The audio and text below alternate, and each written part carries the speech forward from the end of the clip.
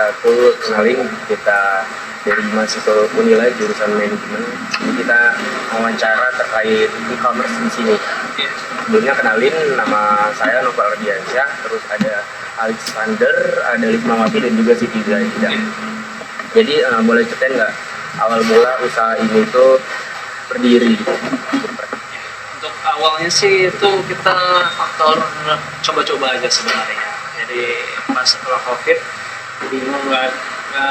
bingung lah mencari kegiatan gimana, karena sering scroll Facebook itu sering lihat banyak orang yang cari ayam geprek awalnya gitu. Jadi saya dan ibu saya iseng coba beli ayam 1 ekor.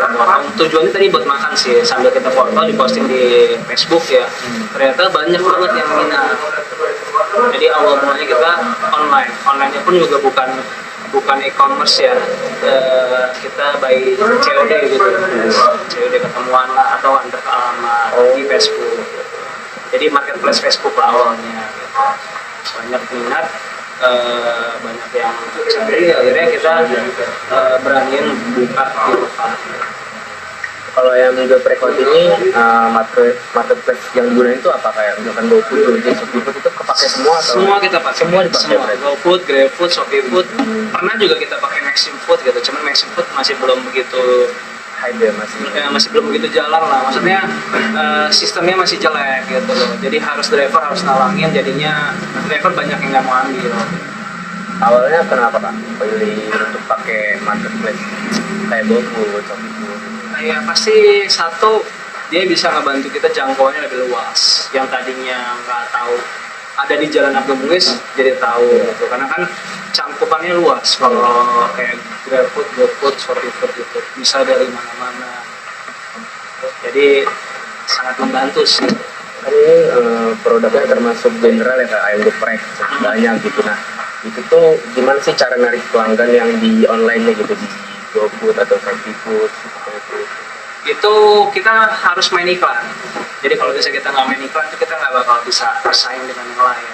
Jadi banyak yang sama-sama main iklan gitu. Jadi kalau nggak salah dia pakai sistem range. Siapa yang berani beriklan lebih mahal dia paling atas di carinya. Paling sering muncul juga ya. Oke, berarti banyak emang penjualnya banyak gitu. Main di SEO-nya ya. Iya, main di iklan sama di promosi gitu.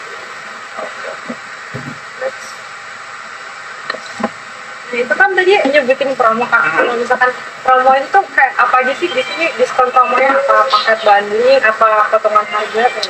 Kalau kita selama ini cuma potongan harga sih, diskonnya gitu, promo diskon. Jadi diskon itu kita pilihnya yang ditanggung berdua, tanggung sama kita sama dengan aplikatornya gitu.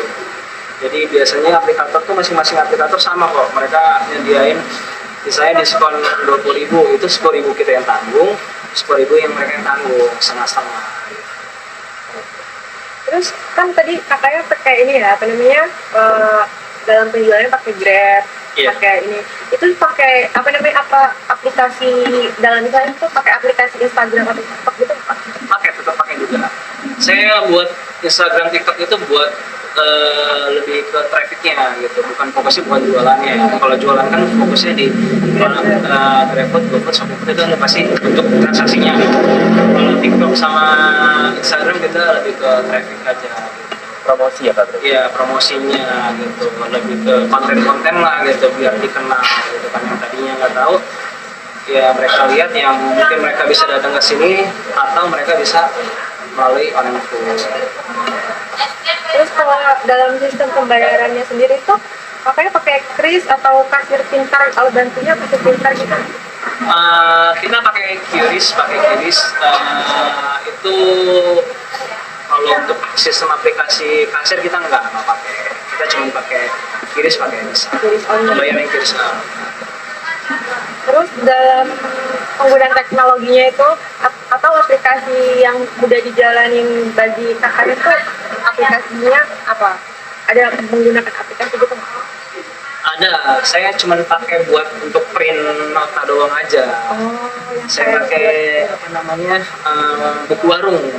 Sebenarnya buku warung itu kalau bisa mau saya fokusin juga, dia bisa ngatur kayak stok segala macam. Cuman kan kalau kita kan makanan kayaknya agak ribet gitu untuk ngatur stok gitu. Jadi buku warung itu buat transaksi.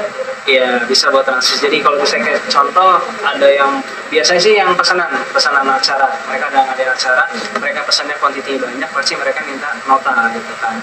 Nah, jadi saya sediakan buku warung itu, saya datain semua menu-menu saya gitu kan, harganya. Jadi enak, nanti tinggal kayak kasir gitu dia. Oh iya. Berapa unit, berapa piece, tinggal print. Jadi tujuannya cuma buat nyediain notanya aja gitu. Oh gitu ya. Iya, notanya kayak di nomor gitu. Kalau boleh tahu dari kan awalnya COD aja kan, terus habis itu ke e-commerce itu beralihnya tuh di tahun keberapa bisnis? Saya baru pakai e-commerce itu saya mulainya 2021, saya baru pakai itu 2003. Karena dulu persepsi saya salah gitu, saya nggak berani gitu. Sebenarnya udah tahu dari lama kan, cuman baru masuk 2003 tuh karena persepsi saya salah. Karena saya beranggapan pemain baru pasti kalah dong, nggak mungkin bisa bersaing dengan yang udah lama-lama gitu. Kita balapan percuma aja gitu, capek doang. Ternyata ya itu balik lagi ada triknya.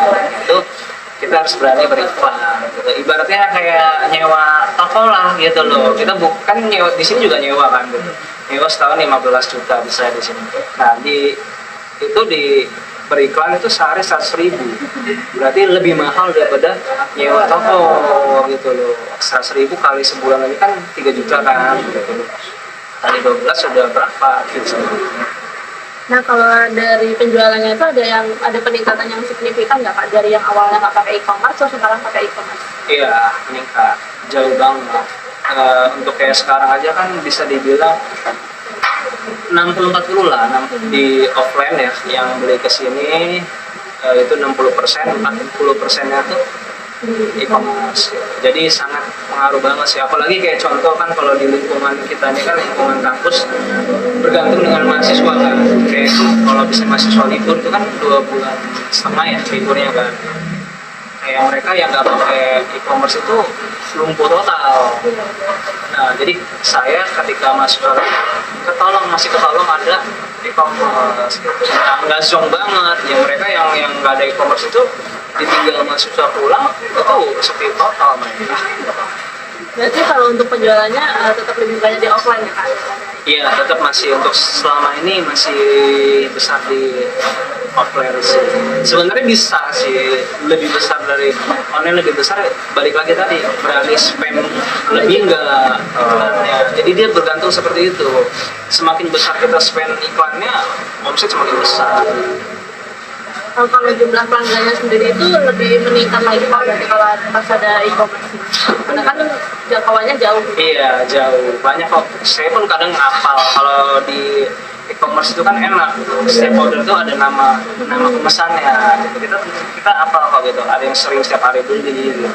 Kelihatan juga ya daerahnya itu dari daerah mana kebanyakan. Kalau daerah kita nggak bisa. Oh, nggak bisa. Cuma nama doang aja. Cuma buat dari Daerah nggak bisa. Menurut kakak apa sih yang paling berpengaruh dalam meningkatkan penjualan di e-commerce?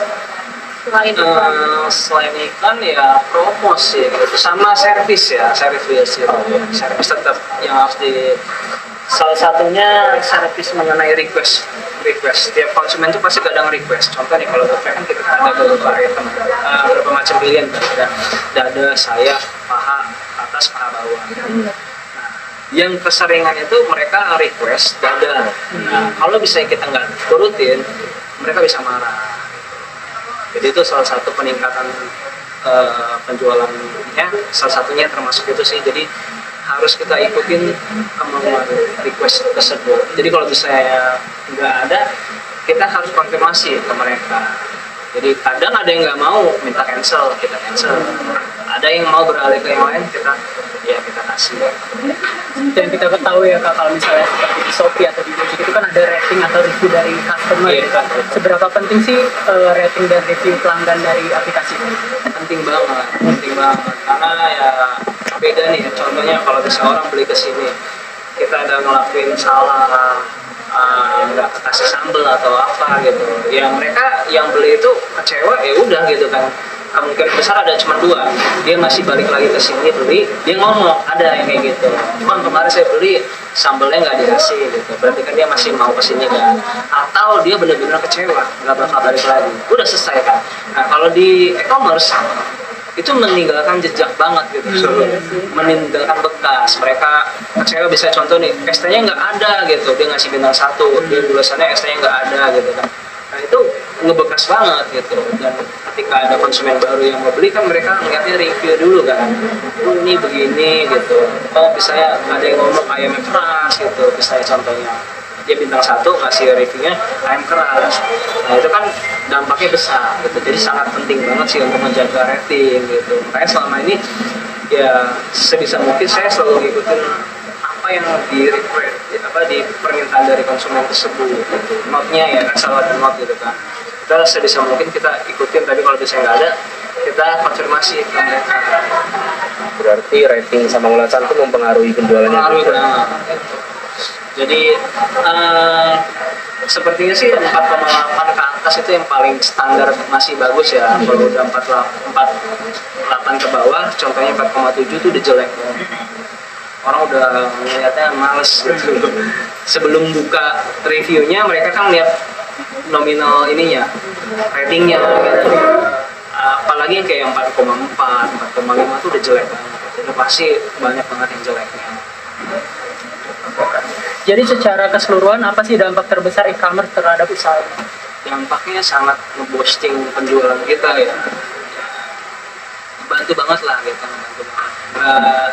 Saya berani jamin lah untuk sekarang orang yang buka kuliner ya, kuliner utamanya kuliner, tanpa adanya e-commerce itu bisa dibilang nggak bakal bisa nendang gitu, nggak bakal bisa pesan. Apalagi sekarang boleh dilihat lah, semua pemain yang besar ya, kayak UMKM besar pun mereka semua pakai e-commerce semua. Karena itu sangat membantu, karena kan mungkin nantinya ya makin lama, makin tahun 2000 berapa gitu, itu udah bisa dibilang mungkin bisa jadi orang rata-rata e-commerce semua. Karena orang udah pada males mau keluar semua gitu loh. Keluar macet-macet kan gitu kan, satu macet, ngantri lagi kan. Jadi kalau bisa di e-commerce kan enak, mereka diantar. Dan kadang pun e-commerce itu sering ngadain kayak promo itu hasil beli di online diantar itu bisa lebih murah dibanding beli di tempat gitu. Contoh 13.000, saya kan anggap 13.000. Nah, e-commerce itu bisa 12.000 itu udah diantar gitu loh. Bisa itu di Shopee ya, kalau di GoFood sama Grab enggak. Di Shopee itu bisa terjadi seperti itu. Saya nggak ngerti sih hitungannya gimana gitu. Ada Saya tetap dibayar sesuai dengan harga saya, tapi konsumen bayar itu di bawah harga itu. Dan itu kan bisa, kesimpulannya itu suatu saat orang jadi males beli offline, lebih baik ya beli online aja gitu kan, udah diantar murah lagi gitu.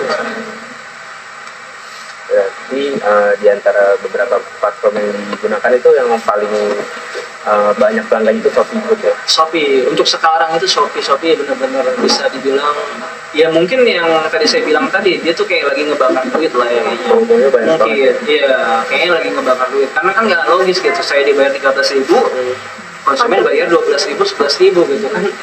Dari mana gitu, belum lagi mereka harus bayar driver gitu kan, ongkos gitu. Jadi Shopee sih untuk sekarang ini yang lagi gila banget sih itu. Sebenarnya tapi beda-beda sih, kalau saya ngeliat itu ada kastanya gitu, kastanya. GoFood itu untuk kasta menengah ke atas, Shopee itu menengah ke bawah gitu. Grab itu yang di middle-nya gitu. Jadi kalau untuk yang menengah ke atas tuh mereka tetap pakainya GoFood, mereka nggak mau pakai Shopee. Jadi menengah ke bawah itu Shopee. Selama kakak pakai platform itu aman atau ada masalah-masalah? Banyak masalahnya tuh, banyak banget. Shopee juga aduh ribet banget lah kalau sampai aplikasinya error itu berhubungan dengan customer. Kadang saya kan ada 2 akun di Shopee itu, Ayam Geprek Raja Basa, nama akunnya satunya lagi Nasi Bakar Nusantara. Nah, akun saya yang Geprek itu Raja Basa itu bermasalah, tiba-tiba nggak aktif. Saya telepon ke customer service juga penanganannya buruk banget dia, buruk banget. Jadi kendala banyak sebenarnya, apalagi belum lagi kendala-kendala yang kayak tadi ya, ketinggalan item gitu, misalnya harusnya sama ST, salah, karena kan dikeroyok gitu kadang ya, mereka yang kerja itu kadang nggak fokus gitu loh, salah gitu. Nah, saya cuman menerapi sistem after salesnya gitu, jadi kalau bisa sampai ada yang salah, kita ganti gitu. Ganti dan bahkan kita kasih free gitu, buat dia nggak ngasih ulasan gitu, mencegah. Jadi saya mencegah dulu tuh sebelum terjadinya ulasan yang jelek gitu kan, saya kasih after salesnya gitu, after service salesnya. Berarti pernah ada ulasan jelek gitu Pak? Pernah. Itu gimana cara ininya Pak? Cara ngatasinnya kalau ulasan jelek gitu? Apa di boost pakai ulasan-ulasan bagus lagi apa? Ulasan jelek, ulasan semua di aplikasi itu bisa kita hapus sebenarnya, tapi butuh waktu, nggak langsung gitu loh, jadi butuh prosesnya. Cuman yang paling enak itu si Shopee sama Grab, mereka memihak ke restoran.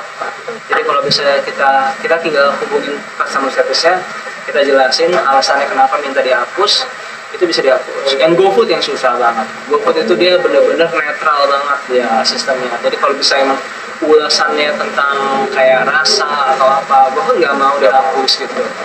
Walaupun itu jelek, bintang 1 jelek, itu ulasannya jelek, dia nggak mau. Kalau benar-benar pure pendapat dari konsumen, bukan yang kayak berlebihan gitu. Kalau berlebihan bisa dihapus, tapi kalau benar-benar masih masuk akal, itu GoFood nggak mau dihapus, ditolak pengajuan ulasan kita. Menurut apa nih, dengan adanya e-commerce itu kita itu nggak perlu buka toko banyak-banyak gitu untuk nyari pelanggan di daerah-daerah yang mungkin lebih jauh gitu dari toko yang kita punya, itu benar nggak? Benar, itu benar banget. Jadi kayak contoh, kalau pada tahu ada namanya, tapi nama PT-nya tuh Hungry. Hungry itu punya 20-30 brand. Setiap brand itu satu aplikasi.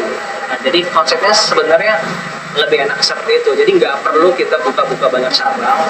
Kalau kita bisa bikin semua akun itu jalan, ya udah enak gitu loh.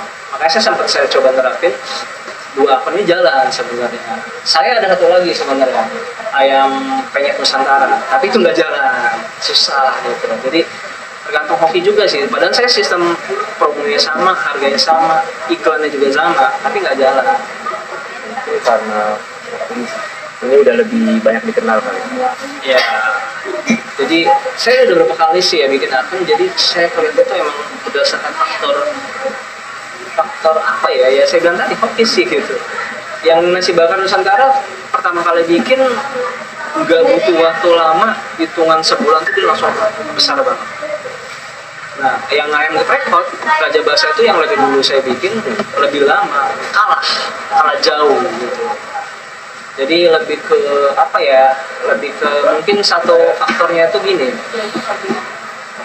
nasi bakar itu akunnya yang jualan di online tuh lebih sedikit, ayam geprek lebih menjamu, itu kali gitu yang bikin dia jadi lebih bisa pesan dibanding yang ayam geprek saya gitu. Tapi itu makanya kan buat 2 akun, itu kenapa biar itu lebih gampang untuk operasionalnya, atau itu tuh justru strategi juga gitu? Strategi sebenarnya. Jadi saya ayam geprek hot Raja Basa semua menu ini saya masukin, termasuk nasi bakar. Nah, nasi bakar Nusantara semua menu saya masukin juga. Oke. Nah, karena saya pernah dengar itu gini, suatu produk itu bisa lebih kenceng lakunya kalau berdasarkan sesuai dengan nama restonya. Jadi saya sediain semua kan, kayak ayam penyet pun saya sediain tapi belum bisa jalan. Tapi kan itu kan 2 akun. Nah, yang satunya ramah banget, yang satu itu masih kurang. Iya, kurang. Ya, tapi itu untuk spend iklan itu sama aja, maksudnya apa gimana? Sama, spend iklannya sama. Untuk Shopee saya sama. Nah, kalau Shopee itu dia bukan spend iklan kayak di GoFood, GrabFood. Kalau GoFood, GrabFood itu kita spend iklan. Jadi bisa total penjualan dalam 1 hari itu dipotong nanti. Saya maksimal 100.000 di Gojek. 100.000. Jadi besoknya itu saldo kita dipotong, pas pencairan dipotong 100.000. Nah, tapi kalau Shopee Food itu dua-duanya tuh nggak spend biaya iklan, tapi dia potongannya naik gitu. Biasanya kalau nggak pakai iklan itu potongannya 25%. Misalnya contoh nih, total omset 1 juta, jadi dia dipotong 25 25% dipotong 250.000 berarti kan 250.000 gitu.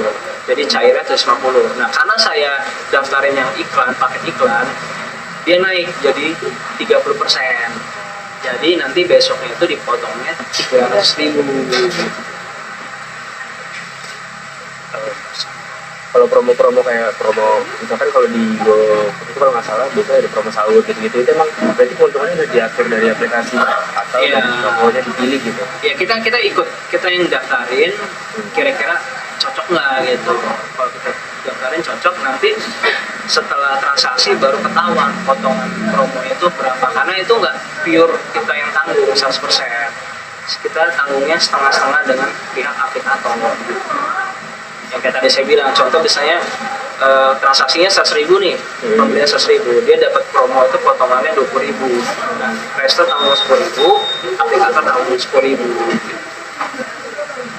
Memang ada pertanyaan lagi? Oke, mungkin itu aja kan pertanyaan dari kita. Terima kasih atas waktunya. Semoga ayam geprek hot dan semangat usaha ini semakin maju ya kayak. Iya, makasih. Dan maaf kita udah ngambil waktu Iya. gitu. Mungkin itu aja kami tutup. Assalamualaikum warahmatullahi wabarakatuh.